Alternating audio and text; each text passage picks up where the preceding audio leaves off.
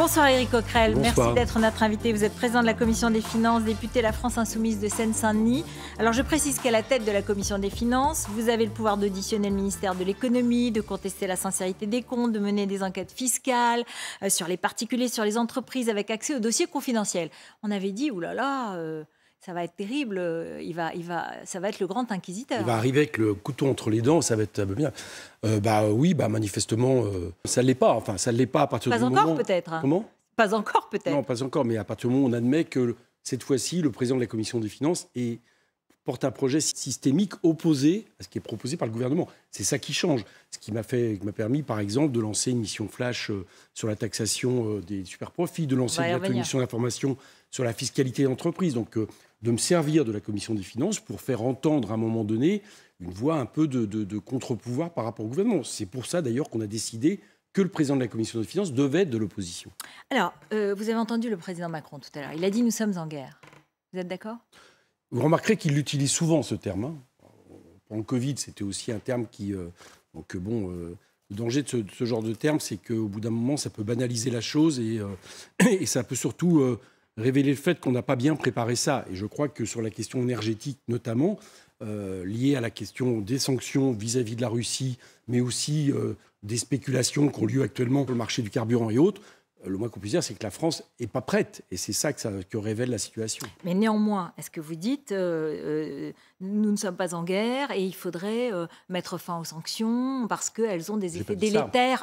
C'est pour ça que je vous pose la question. Et des effets délétères sur le budget des Français. Non, je n'ai pas dit ça. Vous m'avez juste interrogé sur l'expression. On est en guerre. Oui. Donc, je dis attention au terme on est en guerre parce que c'est bien de garder à certains moments un certain vocabulaire pour les situations appropriées.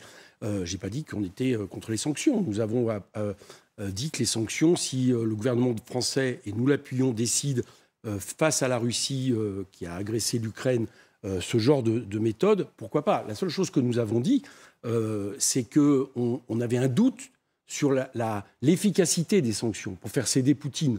C'est une autre question. Et là, malheureusement, aujourd'hui, en tout cas sur l'énergie, on voit bien que, faute d'avoir justement anticipé cette question, nos populations sont presque plus victimes de cette situation que la population russe. C'est tout ce que je constate. Ça ne veut pas dire qu'il faut arrêter. Ça veut dire que, très certainement, quand vous décidez de sanctions, par exemple sur le gaz, sur des choses, il faut préparer des solutions alternatives pour ne pas vous-même recevoir un boomerang. Mais bon, l'économie russe ne va pas bien pour autant, même s'il y a du cash, comme a dit François Langlais, notre éditorialiste, et que, en fait, effectivement, les prix du pétrole ont permis d'avoir de l'argent. L'économie russe, pour autant, et les citoyens russes, vous le savez, on ne sait pas s'ils vont bien ou pas bien. Hein. Oui, ça, on ne peut pas le savoir. Si je regarde simplement sur la question des sanctions énergétiques, les Russes ont engrangé des sommes assez importantes en termes d'exportation. Et sur le gaz, c'est 3 à 4% de baisse seulement. Donc on ne peut pas dire vraiment qu'on a atteint au cœur leur économie. C'est tout ce que je constate. Moins 6% de croissance,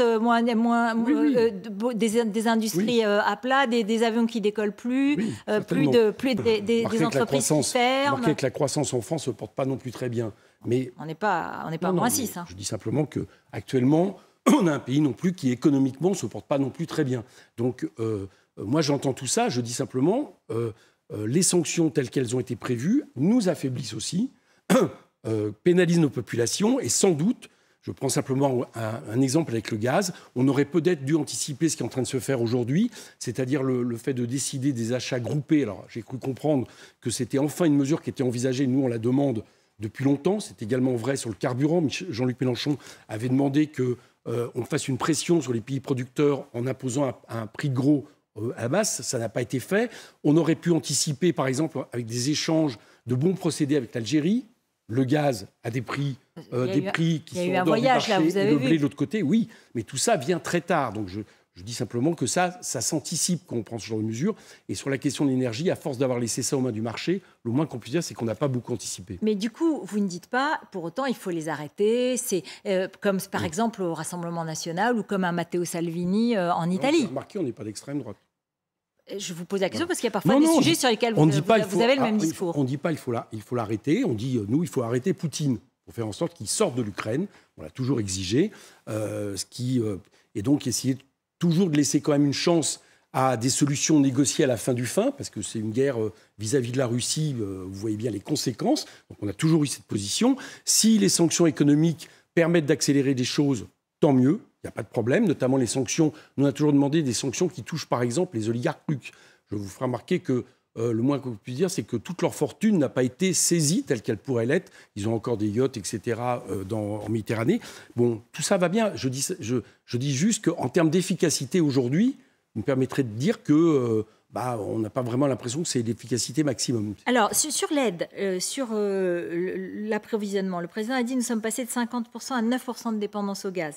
Grâce au bouclier tarifaire et aux mesures électricité et essence, nous avons évité une hausse d'environ 70% pour les Français.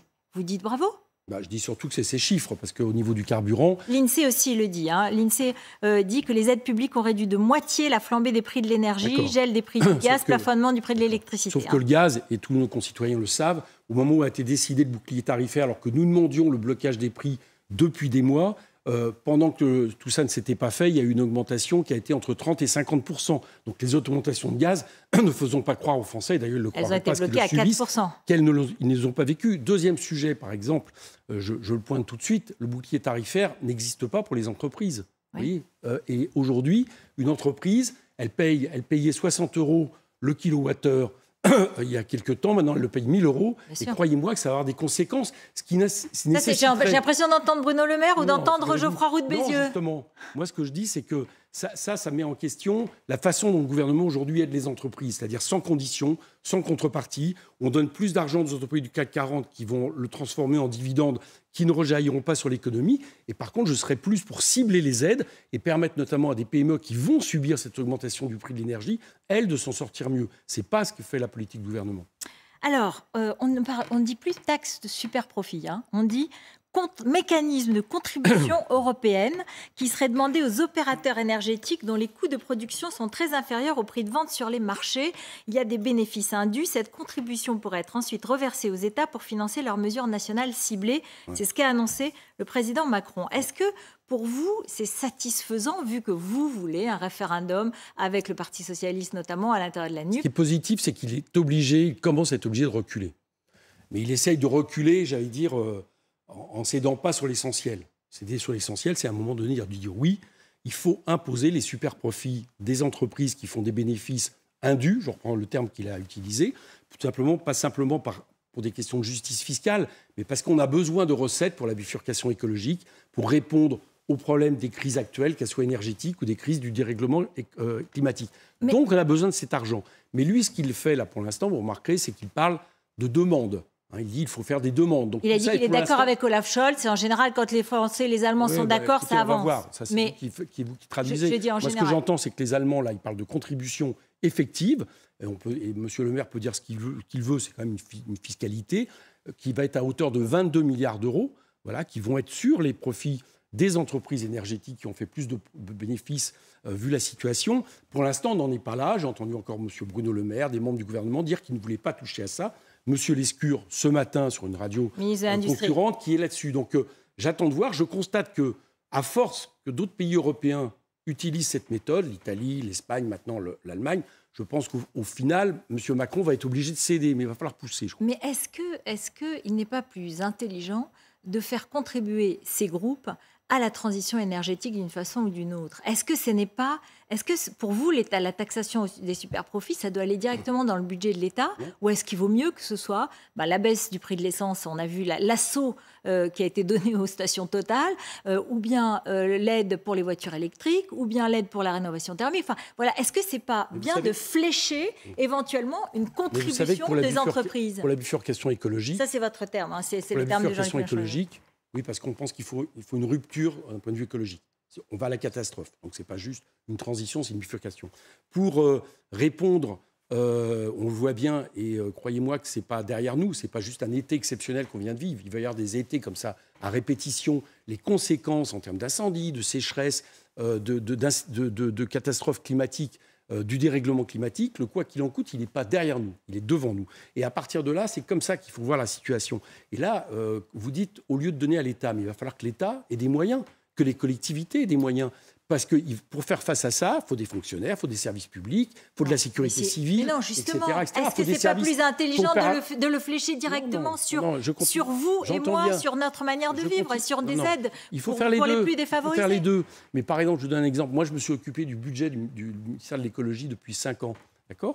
La solution n'est pas seulement de mettre de l'argent, de transformer le ministère de l'écologie en guichet, de mettre de l'argent pour ma prime rénov', dont, soit dit en passant, ça n'a pas les résultats que nous pensons nécessaires à raison de la nécessité d'isoler 700 000 logements par an. Emmanuel Macron dit qu'il faut accélérer tous les rythmes. Mais en même temps, on a supprimé des postes au ministère de l'écologie. On a supprimé, par exemple, 100 postes par an à Météo France, dont on dit aujourd'hui, ils ont des difficultés pour prévoir la météo. Ah ben, ma bonne dame, bien sûr qu'ils ont des difficultés. Ça fait je ne sais combien de temps qu'ils disent que, vu les dérèglements climatiques, les modèles météo ne suffiront pas. Donc non, il faut des moyens supérieurs à l'État, au ministère de l'écologie, dans tout ce qui est parcs nationaux, dans les forêts, dans les services de sécurité, pour remédier aux problèmes. Et si vous verrez que si nous ne le faisons pas, la situation va être catastrophique, où nous nous retrouvons cet été avec le fait que la France doit demander de l'aide à des pays européens, alors que généralement, c'est elle qui apportait de l'aide à d'autres pays. Concrètement, quelle est votre proposition sur les super-profits? C'est-à-dire, quelles entreprises, quel taux, sur quels critères? On a fait plusieurs propositions. Nous, on est parti de l'idée qu'on taxait les entreprises qui ont eu 50% de bénéfices de plus par rapport à une année ordinaire. On taxe leurs bénéfices. Bon. Après, on peut discuter. Par exemple, les Italiens, vous le savez, ont taxé à hauteur de 25% les profits des énergéticiens. Ils l'ont fait. Bon, ils sont dans la même situation que nous. Ils ne produisent pas, ils distribuent. Ils l'ont fait à hauteur de 25%. J'ai fait un amendement, j'ai repris un amendement de repli de la majorité lors du PLFR qui proposait 15%. Qu'importe, il faut ouvrir le mécanisme. Tout simplement parce que si vous voulez répondre justement à la question de la bifurcation écologique, si vous voulez un véritable budget écologique, si vous voulez que nous ne léguions pas la dette écologique, qui est la seule dette dramatique à ne pas laisser à nos descendants, eh bien, il faut faire en sorte d'avoir des recettes. Qu'est-ce que vous dites à tous ceux qui disent que Total a des pertes en France et qu'elle a 5 raffineries qui pourraient être délocalisées s'ils étaient plus taxés? Ouais, j'y crois pas. Et qu'EDF... J'y crois pas, je vous réponds. Je n'y crois pas. Je pense que Total... Non, je pense que Total... Vous savez que Total paye des profits, il n'y a aucun doute. 0 € d'impôt sur le revenu depuis 2 ans en France. Total a fait 17 milliards de bénéfices l'an dernier, il vient de faire 17 milliards sur un seul semestre. Mais pas en France. Non, mais j'entends bien, c'est ce que vous dites. Je ne crois absolument pas ça. Je pense que tout est une question aujourd'hui de grandes entreprises qui utilisent toutes les manières d'optimisation fiscale, où on déclare plutôt certains secteurs d'activité à l'étranger parce qu'ils vont être moins imposés. Je pense que c'est ça qui aujourd'hui a cours.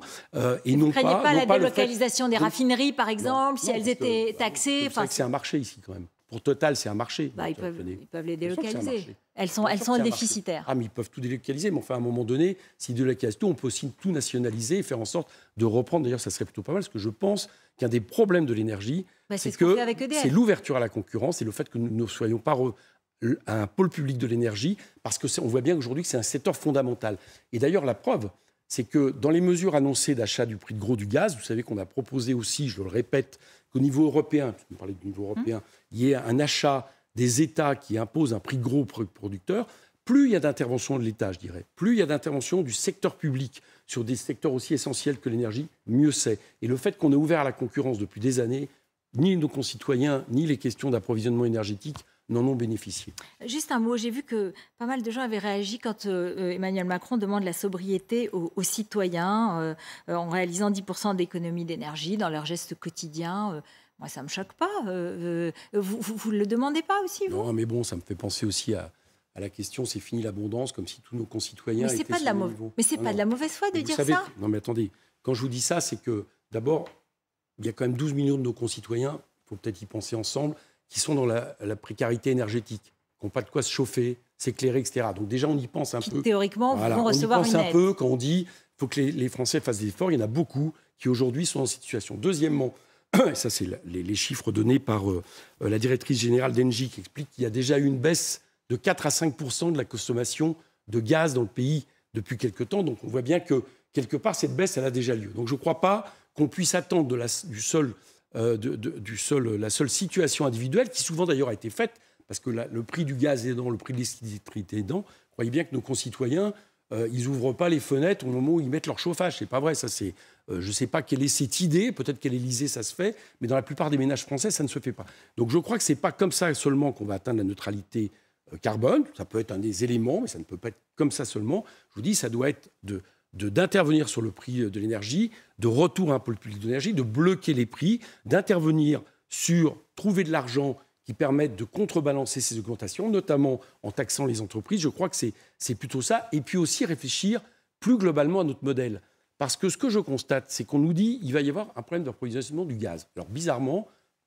Vous avez vu que les Allemands maintiennent 2 centrales nucléaires. Mais les Allemands que vous citiez il y a quelques instants. La directrice générale d'Engie nous dit qu'il y a 92% des réserves aujourd'hui. Donc manifestement, bon, pas de gaz. Et j'ai entendu M. Macron expliquer que nous serions prêts à donner du gaz aux Allemands en échange d'électricité. Ce sont les règles de solidarité européenne. Bien sûr, étonnant. Moi, je croyais qu'on était les champions du monde en matière de production électrique parce qu'on avait les centrales nucléaires. Alors peut-être que tout ça cache le fait que non seulement aujourd'hui on a 32 centrales nucléaires arrêtées pour des problèmes de corrosion, plus des problèmes de réchauffement des eaux qui ne vont pas s'arrêter de sitôt et qui posent un problème de la pérennité nucléaire, mais peut-être aussi pour cacher que cet hiver, il va y avoir encore une dizaine de centrales nucléaires arrêtées et que finalement cette énergie qui nous est présentée comme le garant de l'autonomie, alors que l'uranium n'en a pas, et comme la garantie, j'allais dire, d'une production tranquille, régulière et autre, eh ben, c'est peut-être pas vrai, c'est peut-être pas si vrai, et c'est pour ça qu'on propose plutôt d'aller vers le renouvelable.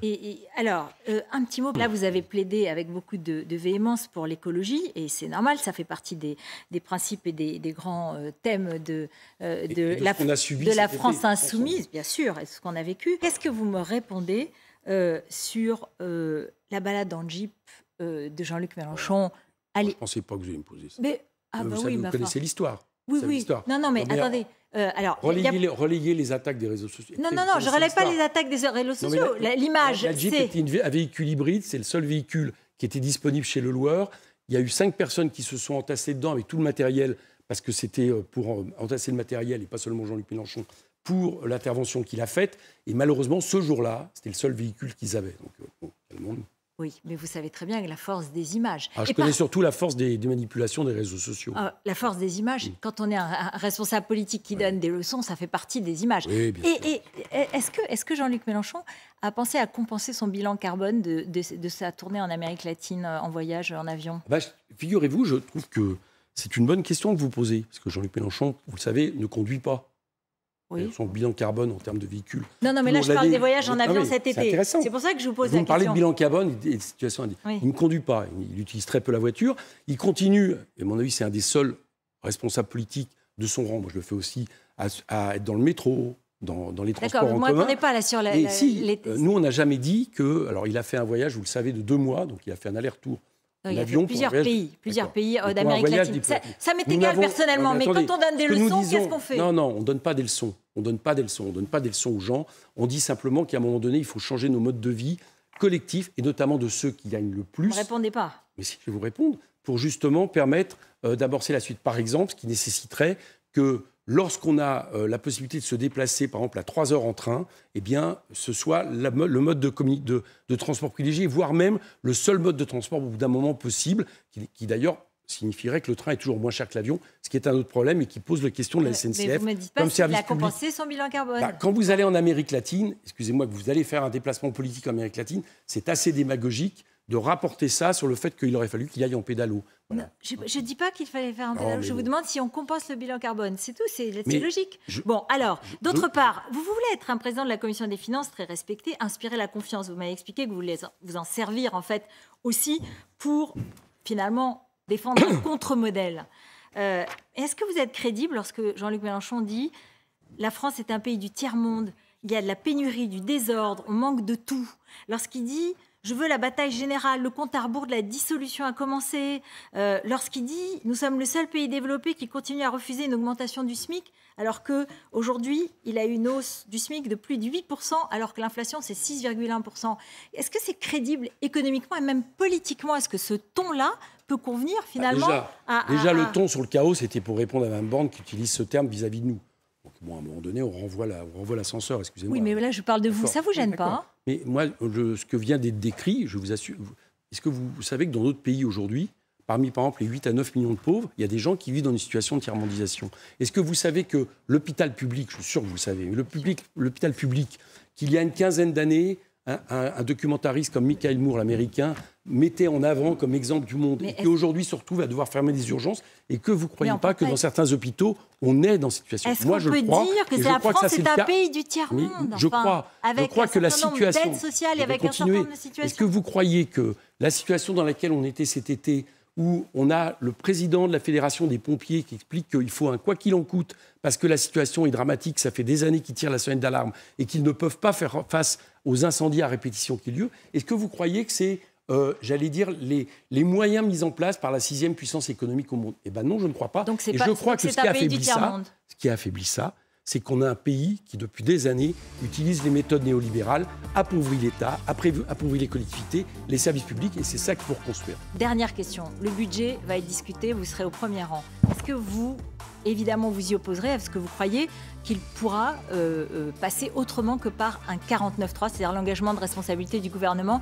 Gabriel Attal propose des dialogues de Bercy pour co-construire ce budget. J'ai dit que j'irais, mais je crois que ça va être beaucoup de communication, parce qu'à 2 semaines du budget, j'imagine mal qu'ils prennent en compte. Je crois qu'ils essayent d'attirer les Républicains pour essayer d'avoir une majorité comme le projet de loi de finances rectificatif. Donc il faudra poser la question républicain. Si en tout cas ils utilisent le 49.3 sur le budget, je vous rappelle que le dernier exemple, c'était le gouvernement Rocard, dont on ne peut pas dire qu'il y avait une bonne santé économique. Ça s'est terminé par une cohabitation. Et dans ces cas-là, je crois que ça serait un très mauvais signal pour cette majorité d'utiliser le 49.3 pour le budget. Merci beaucoup. Merci d'être venu sur notre plateau.